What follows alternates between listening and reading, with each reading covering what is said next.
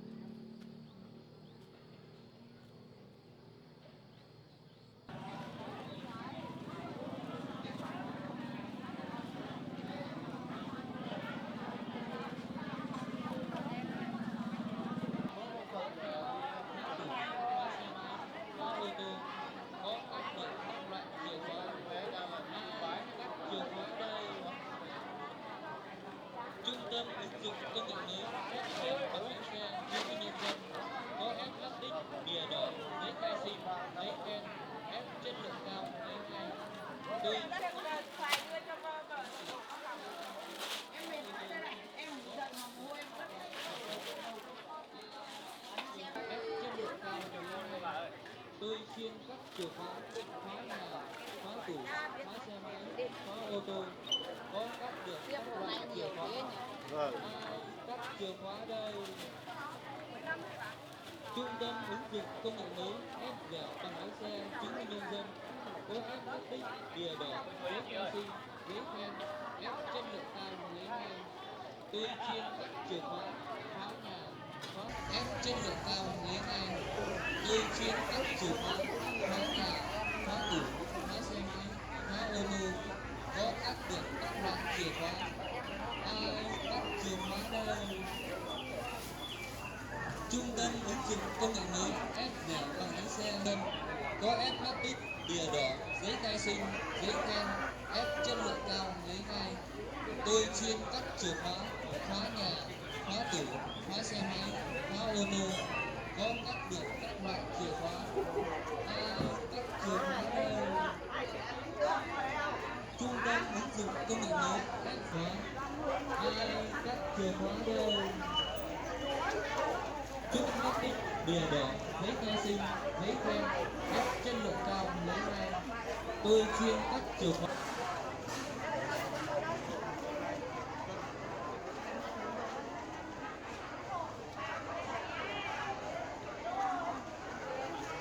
Chìa khóa. Ai cắt chìa khóa đây? Trung tâm ứng dụng công nghệ mới ép dẻo bằng lái xe chứng minh nhân dân, có ép mắt đích, bìa đỏ, giấy khai sinh, giấy khen, ép chất lượng cao lấy ngay. Tôi chuyên cắt chìa khóa, khóa nhà, khóa tủ, khóa xe máy, khóa ô tô, có cắt được các loại chìa khóa. Ai cắt chìa khóa đây? Trung tâm ứng dụng công nghệ mới ép dẻo bằng lái xe chứng minh nhân dân, có ép mắt đích, bìa đỏ, giấy khai sinh, giấy khen chứng minh nhân dân, có ép mắt đích, bìa đỏ, giấy khai sinh, giấy khen, ép chất lượng cao lấy ngay. Tôi chuyên cắt chìa khóa, khóa nhà, khóa tủ, giấy khen, ép chất lượng cao lấy ngay. Tôi chuyên cắt chìa khóa, khóa nhà, khóa tủ, khóa xe, giấy khai sinh, giấy khen, ép chất lượng cao lấy ngay. Tôi chuyên cắt chìa khóa, khóa nhà, khóa tủ, khóa xe máy, khóa ô tô, có cắt được các loại chìa khóa. Ai cắt chìa khóa đây? Trung tâm ứng dụng công nghệ mới ép dẻo là chi đô mận ngon lắm. được các loại chìa khóa. Ai cắt chìa khóa đây? Trung tâm ứng dụng công nghệ mới ép dẻo bằng lái xe chứng minh nhân dân, chìa khóa, khóa nhà, khóa tủ, khóa xe máy, khóa ô tô, có cắt được các loại chìa khóa. Ai cắt chìa khóa đây? Trung tâm ứng dụng công nghệ mới ép dẻo bằng lái xe chứng minh nhân dân, có ép mắt đích, bìa đỏ, giấy khai sinh, giấy khen, ép chất lượng cao lấy ngay. Chất lượng cao lấy ngay. Tôi chuyên cắt chìa khóa, khóa nhà, khóa tủ, khóa xe máy, khóa ô tô, có cắt được các loại chìa khóa. Ai cắt chìa khóa đây? Trung tâm ứng dụng công nghệ mới ép dẻo bằng lái xe chứng minh nhân dân, có ép mắt đích, bìa đỏ, giấy khai sinh, giấy khen, ép chất lượng cao lấy ngay. Tôi chuyên cắt chìa khóa, khóa nhà, in, giấy khen, ép chất lượng cao lấy ngay. Tôi chuyên cắt chìa khóa, khóa nhà, khóa tủ, khóa xe máy, khóa ô tô, có cắt được các loại chìa khóa. Ai cắt chìa khóa đây? Trung tâm ứng dụng công nghệ mới ép dẻo bằng lái xe chứng minh nhân dân, có ép mắt đích, bìa đỏ, giấy khai sinh, giấy khen, ép chất lượng cao lấy ngay.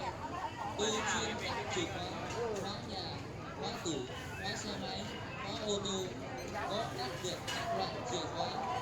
Ai cắt chìa khóa đây?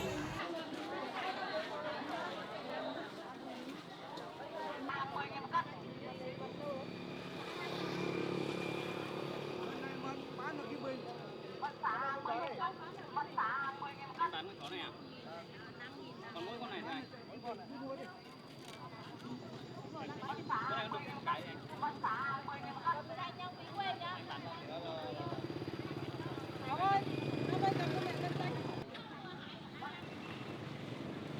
cho em con chó này nhá.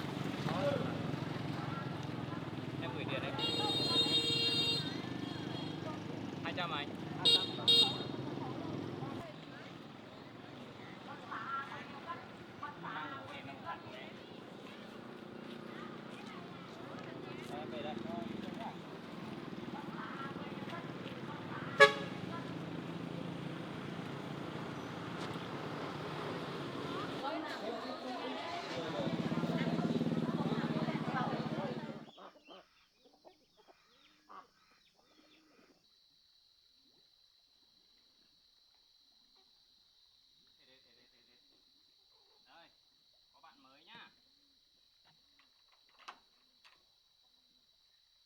Đây. Thấy chưa? Đây.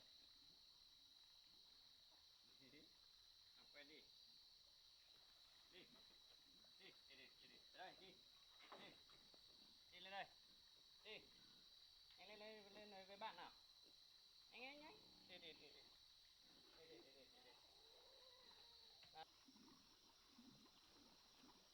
Nào, về đây ăn đi. Này. Nào, về đây nào.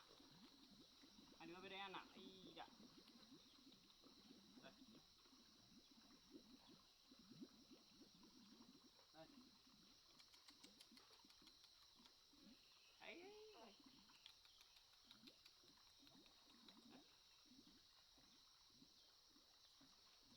Muốn ăn chung à? Hai đứa ăn chung với nhau.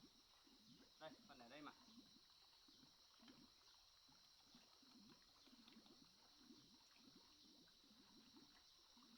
Giờ đặt.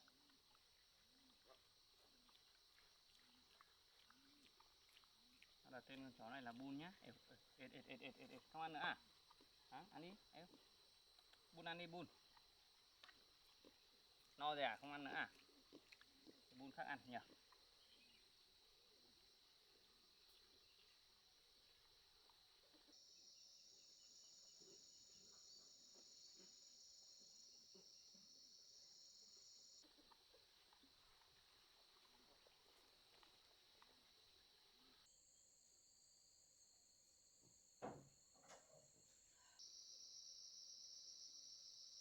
Từ giờ hai đứa làm bạn với nhau nhá. Không được chạy lung tung nhá. Nãy ăn ít lắm đấy. Nào, ra đằng kia chơi đi. Hai đứa ra đằng kia chơi đi. Đi.